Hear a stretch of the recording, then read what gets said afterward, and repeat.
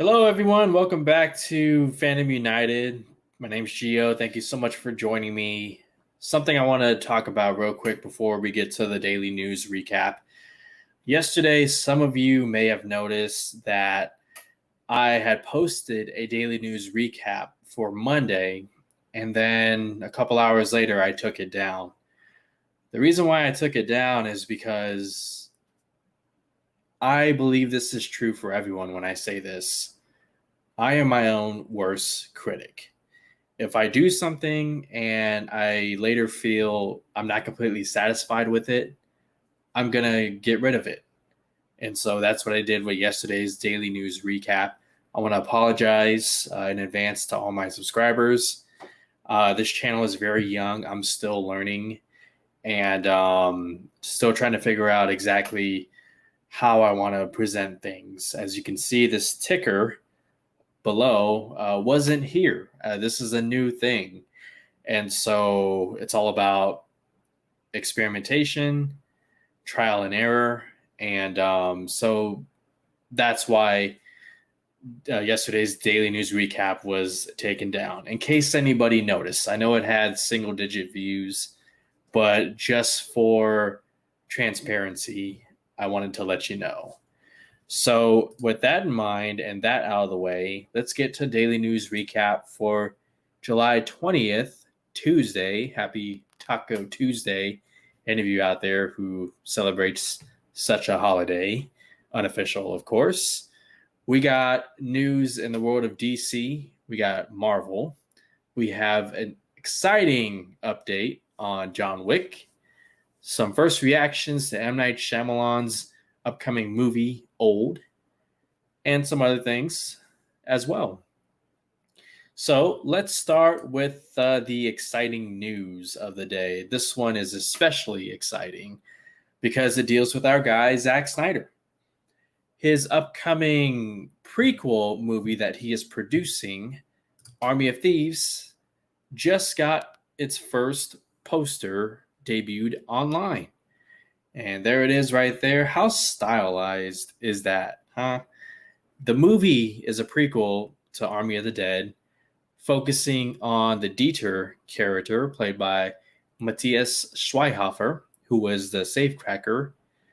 And it'll be along the lines of a 10 Cloverfield Lane, where it is set in the universe, events are happening, as in the zombie outbreak, and the movie will be focused on his character, his up-and-coming safe-cracking adventures, and it will feature a small cast. But here is the poster right here. It shows headphones over a safe mechanism dial. And there is also a design in the center. I'm sure it has mythological symbolic meaning because it's Zack Snyder, of course. But this is our first teaser poster. And yeah, we've seen images. We know it's going to be, like I said, set in the world of Army of the Dead. There won't be too many zombies, but Zack Snyder and Deborah Snyder have both confirmed that zombies will appear in the movie in some capacity. And I think this teaser poster tells me that we're going to get our first teaser trailer this Sunday at Comic-Con at home. Army of the Dead, Netflix will have a panel at Comic-Con at home this Sunday, which I will cover. So if you are interested, stop by on this channel Sunday at 2 o'clock Pacific time and join me as I will cover and react to whatever announcements, whatever trailers happen, etc. I am a fan of Army of the Dead. I love that the world that they set up. The characters are fantastic. Dave Bautista as a lead. Great stuff. Speaking of Army of the Dead, I want to give a shout out. Netflix, via, I believe, The Hollywood Reporter, released numbers for Army of the Dead. Army of the Dead, one of the highest view counts ever, with 75 million member accounts tuning in. That is great stuff. And what's even more cool is that Netflix changed the way that they count a view. For Netflix, according to the way that they do data, one view equals at least 2 minutes of viewing time. So these views aren't just people who accidentally clicked on it and then backed out. These are people who, at the very least, watched some of Army of the Dead. And for Netflix, that is enough to count as a view. So 75 million views. That is awesome. I'm so happy for Zack Snyder. I'm so happy for Netflix. I think that's a great partnership. And we'll see where it goes. So let's move forward to some news. We're going to start in DC. This one is going to be very, very speculative. So James Gunn has said that some, if not most, actually most of the Suicide Squad characters that we are going to be introduced to are going to die. They're not going to make it out of this movie. And that was a criticism with the first Suicide Squad movie, was that aside from what's his name, Adam Beach, Slipknot, getting his head blown off, nobody really died. I mean, yeah, maybe El Diablo. But anyways, here's what James Gunn had to say about character deaths, and two of them being very emotional. He said this: some of the characters, especially as you go further into the movie, and some of the deaths later in the film, still break my heart every time I watch. There's two characters in particular that when they die, I still get very teary-eyed every time I watch the movie. Even when I'm watching those scenes edited, when I was going through them, it still really kills me. Now, who exactly could James Gunn be talking about? I mean, I want to hear your guys' thoughts. I mean, he could be talking about anybody, but I want to play a quick game. Okay, we're going to play the roll call footage that was shown at DC Fandom last year. And I'm going to give you my predictions, who I think, especially those two characters he's talking about.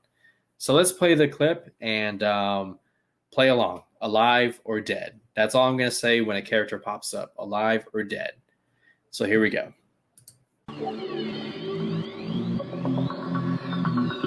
Oh, Amanda Waller, alive. She won't be anywhere near the battle. All right. Changes there. I think he lives. I think he's alive by the end of the movie. Definitely dead. He'll die probably right as the first act is ending. Same with Joplin. He'll die. I think a lot of these characters are going to die. I talked about there being a mission early on where a lot of them are going to get killed off. He's alive, obviously. Polka Dot Man is going to be one of the characters that James Gunn is talking about. He's hyped him up so much that will be one of the two emotional deaths. She'll live. She'll play a key role. Alive. I think they might want to do more with his character. That is the second one right there. He will be the second one to unfortunately die. That will be the I am Groot moment of this movie. Dead, unfortunately, I love her. She's an amazing actress. I think he dies as well. And I'm curious to see that relationship between him and Starro, that connection. She lives. Alive. Dead. And I think it's going to be one of the most funnier deaths on screen in any comic movie. I think he's going to die early on as well. Again, that early mission that they go on.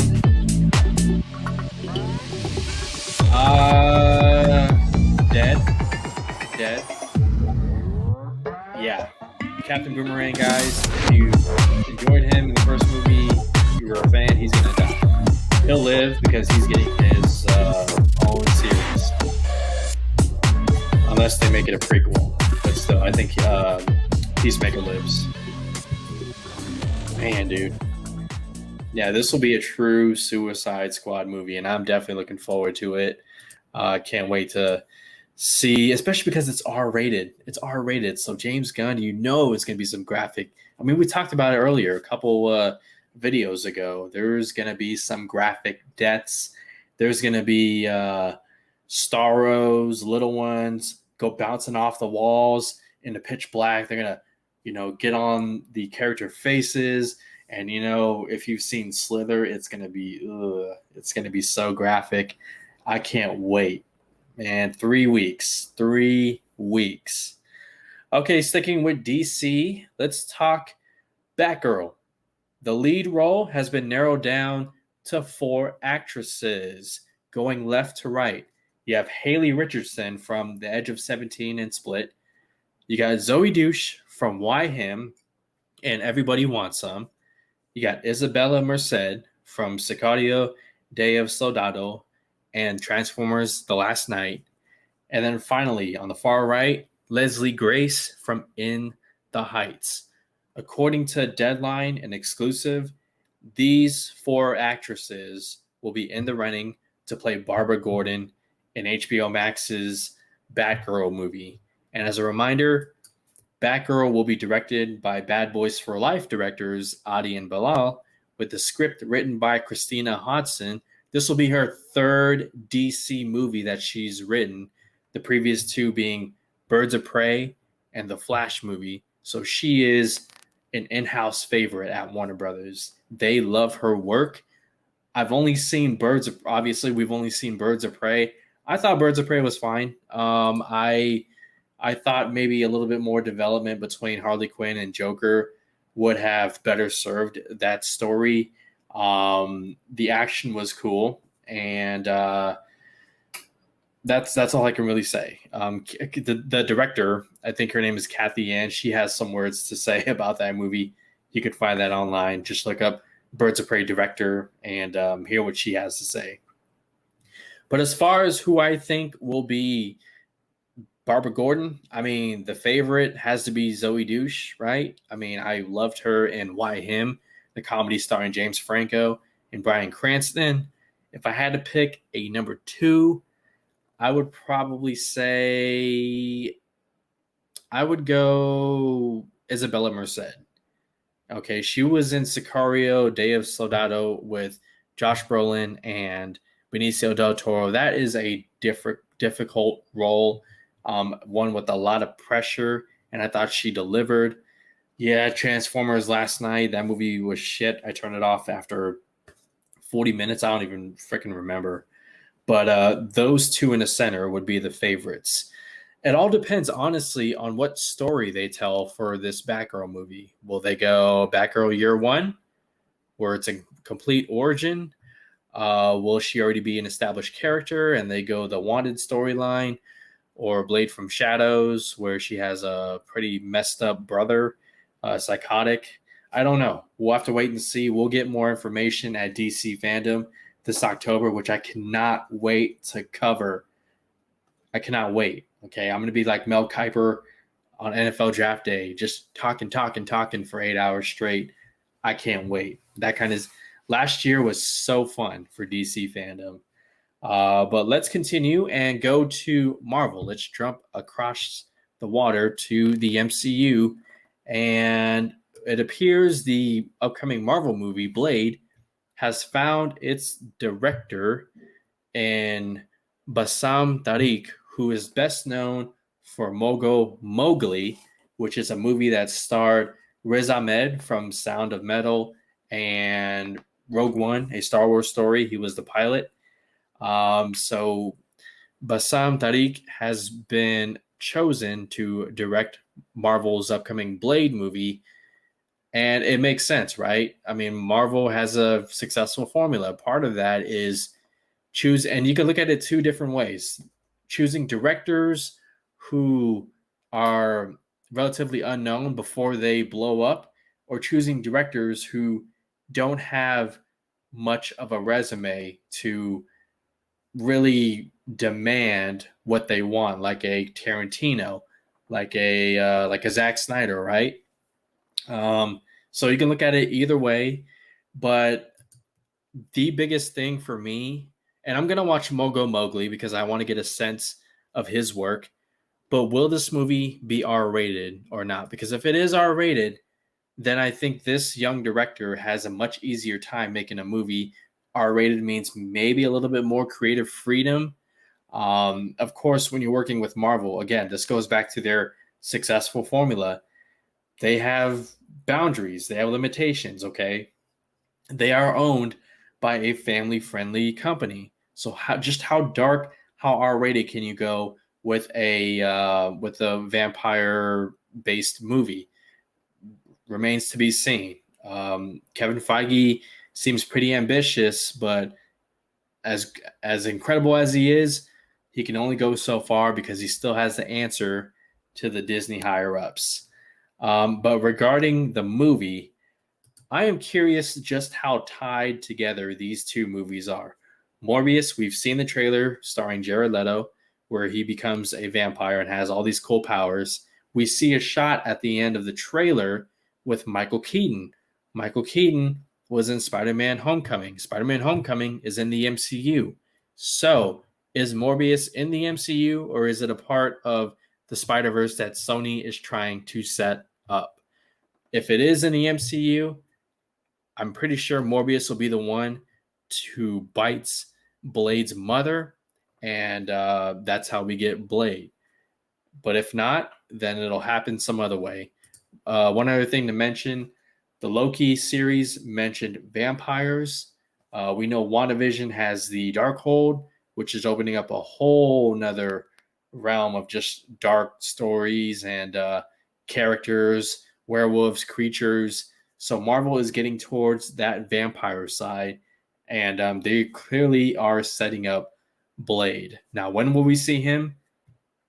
It's who knows. Maybe Doctor Strange Multiverse of Madness, given it's Sam Raimi, given Kevin Feige has hyped it up to be the most scariest MCU movie to date, which, I mean, for being honest, how many scary MCU movies are there? You could say there were some scary moments where Ant-Man was first trapped in the quantum realm at the end. That was a freak out moment. But we'll see. We'll see what happens. I'm curious what your guys' thoughts are on the Blade director, on what I've said about the project, the director, the creative freedom. I'm curious what your guys' thoughts are. Let's keep it moving. Let's go to M. Night Shyamalan. First reactions are on social media for his upcoming movie, Old. And if you don't want to know anything, timestamps below. Don't leave. But let's talk about M. Night Shyamalan's Old and what the people who got an early screening are saying. The first one comes from my guy, Sean O'Connell from Cinema Blend, who I interviewed. You can check that out on the channel. And he says, M. Night Shyamalan gets so creative with Old. His camera work is exhilarating with some of the most bold and aggressive filmmaking techniques I've seen from him. The visuals are a little stronger than the story, but damn, Thomasin McKenzie continues to amaze. Strong start. Let's go to the next one. This one comes from @Carol Avery Grant. And she says, Old is Shyamalan's most elegantly directed movie since Signs. Wow. Also fucking horrifying. And boy, my fellow Shyamalan tourists are going to have a field day with that ending. You know there's going to be something with that ending when it comes to Shyamalan. And I can't wait to see. The next one from @Mr. Controversy 83. I love that name. This person says, when Old movie gets going, it flies like a bat out of hell. While the film gets off to a slow, clunky start, it eventually becomes a body horror that somehow successfully meshes with emotional family drama. Absolute summer fun from M. Night Shyamalan. And then the last one, he's back, Germain Lussier. And this person says, Old is the best movie Night has made since Unbreakable. Wow, going even further back than Signs. It's an intense, unrelenting thriller made with sadistic glee and surprising emotion. It's hard to watch and I loved every second of it. Full review and interview later this week. You know, I wasn't completely sold on Old. I mean, the posters looked incredible, but it's just, I don't know. But these reactions right here are telling me maybe it's worth watching in theaters. I don't have too much of an experience with horror movies in theaters. Too good of an experience. I mean, a lot of times people are like talking, or they're like, "Oh my god," or they're one lady, I think it was. I mean, it was Conjuring, so it was scary as hell. But she's just, and I'm just like, shut the fuck up. So I don't know, but hey, Conjuring was great. Quiet Place part two. So Old hopefully follows suit as far as being great films. So leave me your thoughts. What do you think? Are you going to see Old in the movie theater? Are you sold or not? I'm curious what you guys think. And finally, we have a huge update on the John Wick spinoff, The Continental.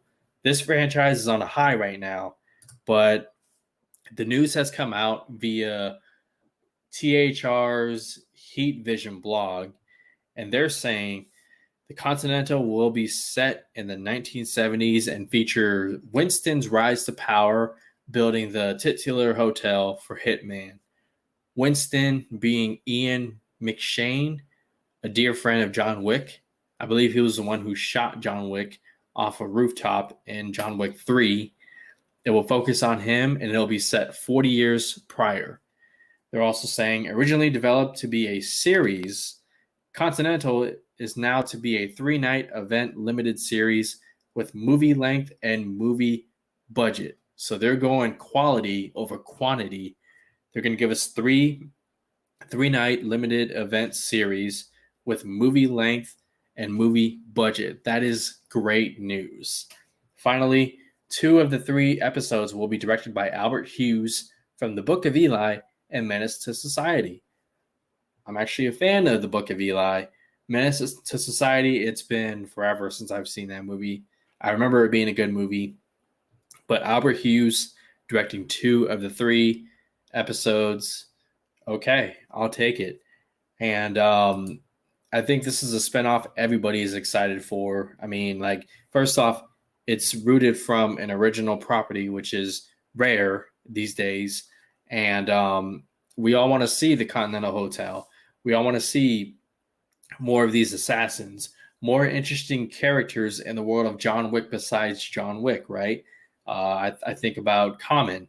I liked him in John Wick Part 2. I think about Angelica Houston from John Wick Part 3. Halle Berry. She was a very interesting character. Give us more of that, and I think all of us will be satisfied. But that's going to do it for Daily News Recap for July 20th. Again, guys, I thank you from the bottom of my heart. This channel is young. I'm still learning. I'm not an expert, but you know what? I enjoy doing this. I enjoy the conversation. Seriously, like in real life, my ears perk up whenever somebody starts talking movies. I grab a beer and I conversate with them, and I think it's just the best time when we talk about the things that we love, whether it be movies, sports, cars, whatever. And in this case, Fandom United, it's movies, it's Marvel, it's DC, it's Harry Potter, it's Lord of the Rings, it's whatever I find interesting. So thank you guys so much. I appreciate your time. I appreciate your subscriptions. A thumbs up would be great. Don't forget, Sunday I will be covering Comic-Con for the Army of Thieves panel, our guy Zack Snyder. And yeah, until tomorrow, you guys take care.